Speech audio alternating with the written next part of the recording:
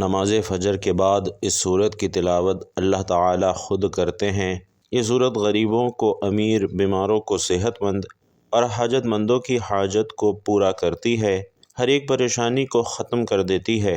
محترم ناظرین، قرآن مجید کی وہ صورت جس کی تلاوت نماز فجر کے بعد خود اللہ رب العزت فرماتے ہیں۔ یہ دعویٰ اگرچہ ہمارے فہم سے بلند ہے، لیکن اس کی روحانیت ہمیں احساس دلاتی ہے کہ قرآن مجید کی بعض صورتیں ایسی ہیں جنہیں اللہ رب العزت نے اپنے خصوصی کلام میں ایسی تاثیر عطا فرمائی ہے جو بندے کے دل و دماغ، روح و جسم اور دنیا اور آخرت سب کو منور کر دیتی ہے، اور انہی میں سے ایک صورت ایسی ہے کہ جسے نماز کے بعد اللہ تعالی خود پڑھتے ہیں۔ ناظرین، یہ صورت غریبوں کو امیر، بیماروں کو صحت مند اور حاجت مندوں کی ہر حاجت کو پورا کرتی ہے اور ہر ایک پریشانی کو ختم کر دیتی ہے۔ یہ صورت اپنی تاثیر، روانی اور معنوی حسن میں ایسی بے مثال ہے کہ اس کے بارے میں کہا جاتا ہے کہ اگر کوئی بیمار اس صورت کو دل سے سنے تو شفا پا لیتا ہے، اگر کوئی پریشان دل سے پڑھے تو سکون پا لیتا ہے، اگر کوئی فقیر خلوص سے تلاوت کرے تو مالدار ہو جاتا ہے، اور اگر کوئی گناہگار سچے دل سے اس کے مفہوم پر غور کر لے تو اللہ کے قریب ہو جاتا ہے۔ ناظرین، نماز فجر کے بعد اس صورت کو پڑھنا اس لیے بھی خاص مانا گیا ہے کیونکہ اس وقت رب تعالیٰ اپنی رحمت کے دروازے پوری وسعت سے کھولتا ہے۔ ایک طرف یہ سورہ مبارکہ ہمیں اللہ تعالیٰ کی رحمت حاصل کرنے کا حوصلہ دیتی ہے، تو دوسری طرف یہ سورہ مبارکہ ہمیں یہ سکھاتی ہے کہ اللہ کی رحمت ہر چیز پر غالب ہے، اور یہ سورہ مبارکہ اللہ تعالیٰ کی محبت کا ترانہ ہے۔ تو ناظرین، نماز فجر کے بعد اللہ تعالیٰ کے پیارے کلام پاک سے پڑھی جانے والی صورت اور اس کا طریقہ کار آج کے اس بیان میں بیان کیا جا رہا ہے، لیکن اس سے پہلے آپ سبھی سے گزارش ہے کہ پیارے آقا صلی اللہ علیہ وسلم کے تمام چاہنے والے ایک پیارا اور مختصر سا درود صلی اللہ علیہ وآلہ وسلم کمنٹ باکس میں ضرور لکھ دیجئے۔ تو ناظرین، قرآن پاک کی بہت ہی پیاری صورت کہ جس کے تلاوت نماز فجر کے بعد اللہ رب العزت خود فرماتے ہیں، جو بندہ نماز فجر کے بعد کسی بھی پریشانی کے لیے صورت پڑھتا ہے، چاہے وہ بیماری ہو، رزق کی پریشانی ہو، کاروبار کی پریشانی ہو، حتیٰ کہ کسی بھی مقصد کے لیے پڑھتا ہے تو وہ مقصد انشاءاللہ پورا کیا جاتا ہے، دنیا اور آخرت کی سختیوں سے اسے نجات ملتی ہے، اور یہ صورت آپ کو اللہ تعالیٰ کے بے حد قریب کر دیتی ہے۔ بے شک جس طرح کی آج کل مشکل حالات ہیں، ہر بندہ ہی پریشان ہے، تو بندہ اس پریشانی سے بچ کر اپنی زندگی میں کامیاب ہونا چاہتا ہے تو سورہ مبارکہ کو نماز فجر کے بعد ایک مرتبہ لازمی پڑھے۔ یہ صورت غریبوں کو امیر، بیماروں کو صحت مند اور حاجت مندوں کی حاجت کو پورا کرتی ہے اور ہر پریشانی کو دور کر دیتی ہے۔ اگر کوئی صبح نماز فجر کے بعد پڑھے گا تو فرشتے دن بھر اس کی حفاظت کریں گے، اور اگر کوئی رات کو پڑھے گا تو فرشتے ساری رات اس کی حفاظت کریں گے۔ یہ خاندان کے اندرونی عمل کو برقرار رکھنے اور کسی بھی قسم کے تنازعات کو دور رکھنے میں بھی بھرپور مدد فراہم کرتی ہے۔ یہ قرآن پاک کی وہ سورہ مبارکہ ہے کہ جس کی تلاوت اللہ رب العزت خود فرماتے ہیں، اور جو شخص اس کی تلاوت نماز فجر کے بعد کرتا ہے، اللہ اس سے بہت خوش ہوتے ہیں اور اسے وہ سب کچھ عطا کیا جاتا ہے جو وہ مانگتا ہے۔ بھائیوں اور بہنوں، بہت آسان سا عمل ہے لیکن معجزات کو دیکھنے والا عمل ہے۔ یہی خاص عمل ہے جو دولت کو بھی فوری طور پر غیبی طریقے سے آپ کے پاس لاتا ہے۔ یہ ایسا عمل ہے کہ جن لوگوں نے نماز فجر کے بعد اس عمل کو پڑھنا اپنا معمول بنا لیا،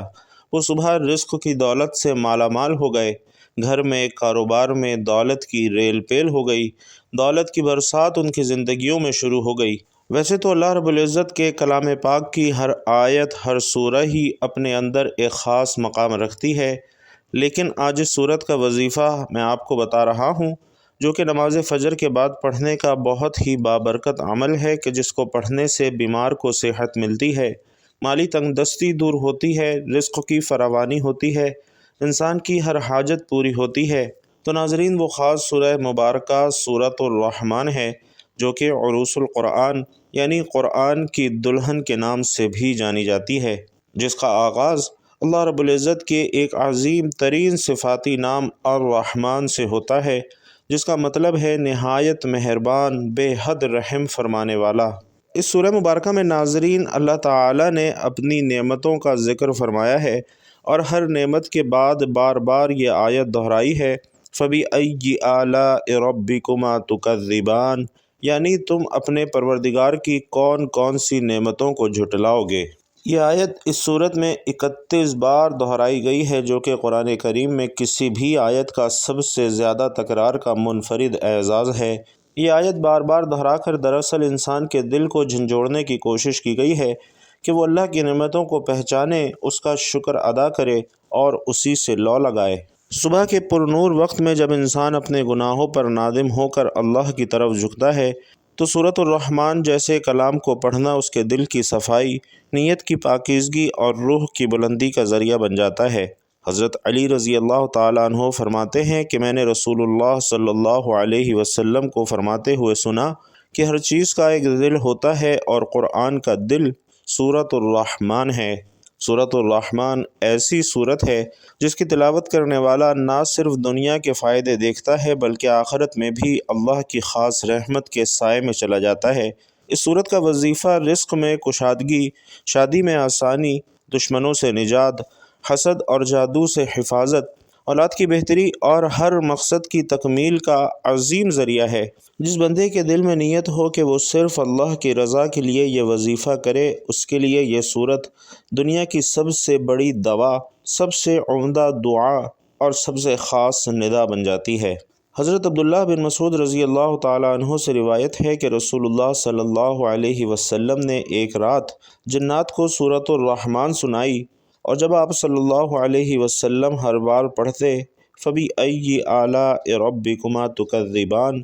تو جنات جواب دیتے کہ اے ہمارے رب، ہم تیری کسی نعمت کو نہیں جھٹلاتے، تمام تعریفیں تیرے ہی لیے ہیں۔ جب صحابہ کرام کو یہ بات پتہ چلی تو عرض کیا کہ ہم تو جنات سے بھی گئے گزرے نکلے کہ ہم تو خاموش رہتے ہیں۔ اس پر آپ صلی اللہ علیہ وسلم نے فرمایا کہ تمہیں جنات کی پیروی کرنی چاہیے۔ ناظرین، محدثین نے بیان کیا ہے کہ سورۃ الرحمن کی تلاوت کرنے والوں کو اللہ تعالی رزق میں کشادگی عطا فرماتا ہے، اور اولیاء نے تجربہ کیا ہے کہ جو شخص مسلسل سورۃ الرحمن کو توجہ سے سنتا ہے اور سمجھ کر پڑھتا ہے،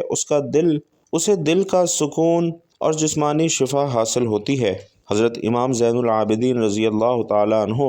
جب سورۃ الرحمن کی تلاوت کرتے تو اس آیت پر پہنچ کر رو پڑتے اور بار بار کہتے کہ یا اللہ، میں کسی نعمت کا انکار نہیں کرتا۔ اسی طرح روایت ہے کہ ایک دفعہ ایک شخص اللہ کے ایک برگزیدہ بندے کے پاس آیا جو کہ شدید تنگ دستی، بیماری اور پریشانی میں مبتلا تھا۔ بزرگ نے فرمایا کہ نماز فجر کے بعد سورۃ الرحمن خلوص سے پڑھا کرو۔ کچھ ہفتے بعد وہ شخص واپس آیا تو اس کا چہرہ چمک رہا تھا، اس کا کاروبار چل پڑا تھا اور اس کے مسائل حل ہو چکے تھے۔ وہ شخص کہتا کہ اللہ کی رحمت نے مجھے ہر میدان میں فائق کر دیا ہے۔ تو ناظرین، یہ وظیفہ آپ نے بھی اللہ رب العزت کی ذات پر کامل یقین اور مکمل بھروسہ رکھتے ہوئے پڑھنا ہے۔ کسی بھی صورت آپ نے اللہ کی ذات سے مایوس نہیں ہونا، کیونکہ اچھے اور برے حالات ہمیشہ کے لیے نہیں ہوتے۔ آپ نے نا امیدی کا شکار نہیں ہونا، کیونکہ یہ حقیقت ہے کہ زندگی بھی بہت عجیب ہے اور کبھی کبھی یہ اتنی خوبصورت لگتی ہے کہ جی چاہتا ہے کہ ہمارا ناطہ ہمیشہ کے لیے زندگی سے جڑا رہے، کبھی بھی یہ ناطہ نہ ٹوٹے۔ لیکن جب کبھی زندگی ہماری امید اور توقعات پورا کرنے میں ناکام ہو جاتی ہے تو دل کرتا ہے کہ یہ زندگی جلد ختم ہو جائے۔ مگر ناظرین، یہ حقیقت ہے کہ دکھ اور درد میں وقت طویل سے طویل تر ہوتا جاتا ہے، اور اسی طویل سفر سے انسان ہار کر مایوسی کا شکار ہو جاتا ہے۔ انسان خود بھی سمجھ نہیں پاتا کہ آخر اس ساری صورتحال سے کیسے نمٹا جائے۔ انسان کی فطرت ہی ایسی ہے کہ اسے زندگی میں سب کچھ اپنے مطابق چاہیے، اور جب سب اس کی مرضی اور منشا کے مطابق نہیں ہوتا تو وہ نا امید اور مایوس ہو جاتا ہے۔ اسے یہ احساس ستاتا ہے کہ اسے اب مزید نہیں جینا۔ اگر انسان کو کچھ حاصل کرنا ہو تو وہ اس کے لیے تگ و دو کرتا ہے، دعائیں مانگتا ہے، محنت کرتا ہے، مگر جب اس کی منشا کے مطابق اسے پھل نہیں ملتا تو وہ تھک جاتا ہے، اور اسی تھکن میں وہ مایوسی کے اندھیروں میں اپنا وجود، اپنی امید اور اپنا یقین سب کچھ کھو بیٹھتا ہے۔ اسے زندگی بے رنگ لگنا شروع ہو جاتی ہے، اس کی زندگی میں دلچسپی ختم ہو جاتی ہے۔ مگر یاد رکھیے کہ کچھ بھی ہمیشہ کے لیے نہیں ہوتا۔ وقت کی ایک خوبصورتی یہ ہے کہ یہ کبھی بھی ایک جیسا نہیں رہتا۔ مشکل ہو تو آسانی بھی ضرور آتی ہے، حالات چاہے جتنے بھی کٹن ہوں، مشکلات کے بادل جتنے بھی کالے ہوں، آسانی کی صبح کا سورج ضرور طلوع ہوتا ہے۔ نہ دکھ سدا رہتا ہے، نہ سکھ سدا رہتا ہے۔ اسی طرح کامیابی اور ناکامی بھی ہمیشہ کے لیے نہیں ہے۔ اور اسی لیے بھائیوں اور بہنوں، سب سے اہم بات یہ ہے کہ انسان کو کبھی بھی مایوس نہیں ہونا چاہیے، بلکہ مشکلات کے آنے پر مایوسی کے اندھیروں میں امید اور یقین کا چراغ جلائے رکھنا چاہیے، کیونکہ اگر انسان مایوسی کے اندھیرے میں امید کا چراغ جلاتا ہے تو اس کی روشنی انسان کے اپنے وجود کو منور کر دیتی ہے۔ ناظرین، اپنے اس اہم بیان میں آج آپ کو کچھ غلطیاں بتا رہا ہوں جو آپ کے گھروں میں عموماً ہوتی ہیں اور آپ کو پتہ بھی نہیں چلتا کہ ان غلطیوں کی وجہ سے آپ کے گھر کے اندر پریشانیاں، بیماریاں، رزق کی تنگی، لڑائی جھگڑے عام ہو جاتے ہیں اور رزق کے دروازے انسان کے اوپر بند ہو جاتے ہیں۔ اگر آپ وہ غلطی اپنے گھروں میں کرتے ہیں تو آج کے بعد خدارا ان غلطیوں کو آپ نے کبھی نہیں کرنا۔ آپ کو 3 کام ایسے بتا رہا ہوں جو آپ نے اپنے گھر میں لازمی کرنے ہیں۔ گھر کے اندر انشاءاللہ جو پریشانی ہے، جو تنگ دستی ہے، جو لڑائی جھگڑے ہیں، وہ انشاءاللہ ہمیشہ ہمیشہ کے لیے ختم ہو جائیں گے۔ کچھ لوگ یقین نہیں رکھتے، وہ کہتے ہیں کہ ہمیں تو کچھ بھی نہیں ملے گا، وہ کہتے ہیں کہ ہماری تو قسمت ہی خراب ہے۔ تو ناظرین، یہ غلطیاں اپنے اندر سے نکال دیجئے، انشاءاللہ اللہ رب العزت آپ پر ضرور رحمت فرمائیں گے۔ ناظرین، سب سے بڑی غلطی کیا ہوتی ہے کہ آپ لوگ وضو بھی نہیں کرتے، نماز بھی نہیں پڑھتے، قرآن پاک کی تلاوت بھی نہیں کرتے۔ میں اپنے ہر بیان میں کہتا ہوں کہ کوئی بھی عمل ہو، کوئی بھی وظیفہ ہو، نماز کے بغیر مکمل نہیں ہوتا۔ تو یہ آپ کی سب سے بڑی غلطی ہے کہ آپ لوگ نماز پڑھے بغیر ہی وظیفہ کرنا شروع کر دیتے ہیں۔ دوسری غلطی یہ ہے کہ جب آپ وظیفہ شروع کرتے ہیں تو جو آپ کے آس پاس لوگ ہیں، آپ ان کے ساتھ باتیں بھی کرتے رہتے ہیں، اپنا عمل بھی بتاتے رہتے ہیں۔ اس طرح سے ناظرین اعمال اثر نہیں کرتے۔ جب بھی آپ کوئی عمل کریں، مکمل توجہ اور یکسوئی کے ساتھ کریں، اللہ کی ذات پر کامل یقین اور بھروسہ رکھتے ہوئے وظیفہ کریں اور اس کے بعد اللہ تعالیٰ سے دعا ضرور مانگیں، اور پھر دیکھیے کہ انشاءاللہ وظیفہ ختم ہونے سے پہلے ہی اللہ تعالیٰ آپ کی خالی جھولیوں کو بھر دے گا۔ تو آج کا وظیفہ نوٹ فرما لیجئے کہ جب بھی آپ وظیفہ کرنے بیٹھیں تو کوشش کیجئے کہ بعد اب مصلی پر بیٹھ کر آپ نے 3 مرتبہ درود پاک پڑھنا ہے۔ اور ناظرین، درود شریف ویسے بھی کثرت کے ساتھ پڑھتے رہا کریں، چلتے پھرتے، اٹھتے بیٹھتے، کہیں آ رہے ہیں، کہیں جا رہے ہیں، کوشش کریں کہ درود آپ کی زبان پر ہر وقت جاری رہے۔ اس سے آپ کو سب سے بڑا فائدہ یہ ہوگا کہ درود پاک کی برکت سے بندوں کو اللہ تبارک و تعالی اور اس کے پیارے حبیب صلی اللہ علیہ وسلم کا خصوصی قرب حاصل ہوتا ہے۔ پیارے آقا صلی اللہ علیہ وسلم کا فرمان عالی شان ہے کہ قیامت کے روز مجھ سے سب سے زیادہ قریب یا میری شفاعت کا سب سے زیادہ حقدار وہ ہوگا جس نے مجھ پر سب سے زیادہ درود پاک پڑھا ہوگا۔ اسی طرح پیارے آقا صلی اللہ علیہ وسلم نے یہ بھی فرمایا کہ جو بھی مجھ پر سلام بھیجتا ہے تو اللہ تبارک و تعالی میری روح کو اس کی طرف متوجہ فرما دیتا ہے، حتیٰ کہ میں اس کا جواب دیتا ہوں۔ اسی طرح حضرت علی رضی اللہ تعالی عنہ سے روایت ہے کہ رسول اللہ صلی اللہ علیہ وسلم نے فرمایا کہ بڑا کنجوس ہے وہ شخص جس کے سامنے میرا ذکر ہو اور وہ مجھ پر درود نہ بھیجے۔ حضرت عمر رضی اللہ تعالی عنہ سے مروی ہے کہ آپ نے فرمایا کہ دعا آسمان اور زمین کے درمیان ٹھہری رہتی ہے، اس سے کچھ اوپر آسمان کی طرف نہیں چڑھتی جب تک تم اپنے نبی صلی اللہ علیہ وسلم پر درود پاک نہ بھیجو۔ اسی طرح حضرت علی رضی اللہ تعالی عنہ فرماتے ہیں کہ اللہ تعالی نے جنت میں ایک درخت پیدا کیا ہے جس کا پھل سیب سے قدرے بڑا، انار سے قدرے چھوٹا، سیب سے زیادہ نرم، شہد سے عمدہ شیریں، مشک سے زیادہ خوشبو رکھنے والا، شاخ مروارید کی، تنا سونے کا، پتے زبرجد کے، اور یہ نبی کریم صلی اللہ علیہ وسلم پر صلاۃ و سلام پڑھنے والوں کے لیے مختص ہوگا اور ان کے علاوہ اسے کوئی دیکھ بھی نہ پائے گا۔ حضور سید عالم صلی اللہ علیہ وسلم نے فرمایا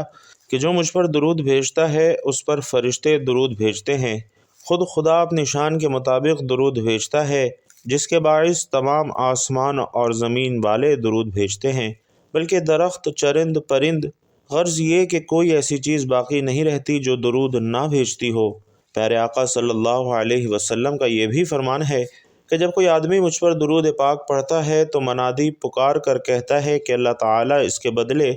تجھ پر 10 بار درود بھیجے۔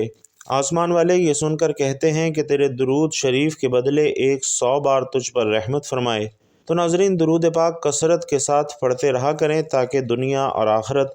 دونوں جہانوں میں آپ کو کامیابی مل سکے۔ تو یہ وظیفہ شروع کرنے سے پہلے بھی آپ نے درود پاک 3 مرتبہ پڑھنا ہے۔ درود پاک ویسے تو آپ کوئی سبھی پڑھ سکتے ہیں، آپ چاہیں تو آسان اور مختصر سا درود صلی اللہ علیہ وآلہ وسلم پڑھ لیں، یا صلی اللہ علی محمد پڑھ لیں، یا پھر نماز والا درود یعنی درود ابراہیمی پڑھ لیں، چونکہ درود ابراہیمی کی فضیلت تمام درودوں میں سب سے زیادہ ہے، اور پیارے آقا صلی اللہ علیہ وسلم بھی تمام درودوں میں درود ابراہیمی کو ہی سب سے زیادہ پسند فرماتے تھے۔ لہٰذا کوشش کیجئے کہ آپ بھی درود ابراہیمی ہی پڑھیں۔ خیر و برکت اور ثواب کی نیت سے ایک مرتبہ درود پاک ساتھ مل کر بھی پڑھتے ہیں۔ اللہم صلی علی محمد وعلی آل محمد کما صلیت علی ابراہیم وعلی آل ابراہیم انک حمید مجید۔ اللہم بارک علی محمد وعلی آل محمد کما بارکت علی ابراہیم وعلی آل ابراہیم انک حمید مجید۔ تو ناظرین، درود پاک 3 مرتبہ پڑھنے کے بعد آپ نے قرآن پاک کی اس بابرکت سورہ مبارکہ یعنی سورۃ الرحمن کی تلاوت کرنی ہے، اور اسے مکمل توجہ، دھیان اور یکسوئی کے ساتھ پڑھنا ہے۔ اس کی تلاوت کے دوران جب جب یہ آیت آئے فَبِأَيِّ آلَاءِ رَبِّكُمَا تُكَذِّبَانِ، تو ہاتھ اٹھا کر دل سے کہیں کہ اے رب، ہم تیری کسی نعمت کو نہیں جھٹلاتے، تمام تعریفیں تیرے ہی لیے ہیں۔ یہ پڑھ کر باقی کی صورت کی تلاوت کرنی ہے، اور اس کے بعد اللہ تعالیٰ کے 2 مبارک ناموں کی ایک تسبیح پڑھنی ہے،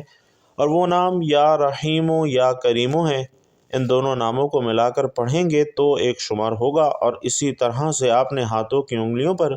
یا تسبیح کے دانوں پر گن کر 100 مرتبہ یا رحیم و یا کریم پڑھنا ہے۔ اس کے بعد 33 مرتبہ سبحان اللہ و بحمدہ سبحان اللہ العظیم پڑھ لینا ہے، اور آخر میں وہی درود پاک پڑھنا ہے جو آپ نے وظیفہ شروع کرنے سے پہلے پڑھا تھا۔ اس کے بعد اپنے والدین، اہل خانہ اور دوست احباب کے لیے دعا کرنی ہے۔ رزق، صحت، عزت، اولاد، دشمنوں کے شر اور دنیا اور آخرت کی بھلائی مانگنی ہے، کیونکہ فجر کے وقت روحانیت، برکت اور اللہ سے تعلق کو مضبوط کرنے کا بہترین وقت ہے۔ نماز فجر کے بعد سورۃ الرحمن کا یہ وظیفہ انسان کو ان گنت نعمتوں، حاجتوں اور اللہ کی خاص رحمتوں کا وارث بنا دیتا ہے۔ یہ سورت صرف ایک تلاوت نہیں بلکہ ایک روحانی معاہدہ ہے بندے اور اللہ کے درمیان، جو اس کو دنیا اور آخرت کی کامیابی عطا فرماتا ہے۔ ناظرین، آپ نے اس عمل کے دوران دل میں یہ تصور کرنا ہے کہ یا اللہ، میں تیری اس عظیم سورہ مبارکہ کو صرف اور صرف تیری رضا، تیری رحمت کے حصول، اپنے گناہوں کی معافی، رزق کی کشادگی اور اپنی حاجتوں کے پورا ہونے کے لیے پڑھ رہا ہوں۔ یا رحمان، یا رحیم، یا اللہ، ہم نے تیری رحمت والی صورت پڑھی ہے، ہم تیرے عاجز بندے ہیں۔ یا اللہ، ہمارے گناہوں کو معاف فرما، ہمارے رزق میں برکت عطا فرما، ہماری حاجتوں کو پورا فرما، ہمارے گھروں میں سکون، ہمارے دلوں میں تیرا عشق اور ہمارے جسموں کو شفا عطا فرما۔ یا اللہ، ہمیں سورۃ الرحمن کے صدقے اپنی رضا اور قرب عطا فرما۔ دعا ہے کہ اللہ تعالیٰ نیکی کی بات ہم سب کو سننے، سمجھنے اور اس پر عمل کرنے کی طاقت اور توفیق مرحمت فرمائے۔ میرا سنانا اور آپ کا سننا اپنی بارگاہ میں قبول و منظور فرمائے، آمین یا رب العالمین۔ ناظرین، آخر میں آپ سے گزارش ہے کہ اللہ تعالیٰ کا انتہائی طاقتور صفاتی نام یا رحمانو کمنٹ باکس میں ضرور لکھتے جائیے گا،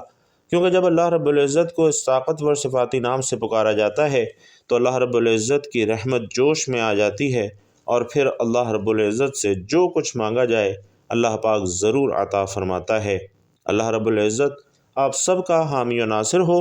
آمین یا رب العالمین۔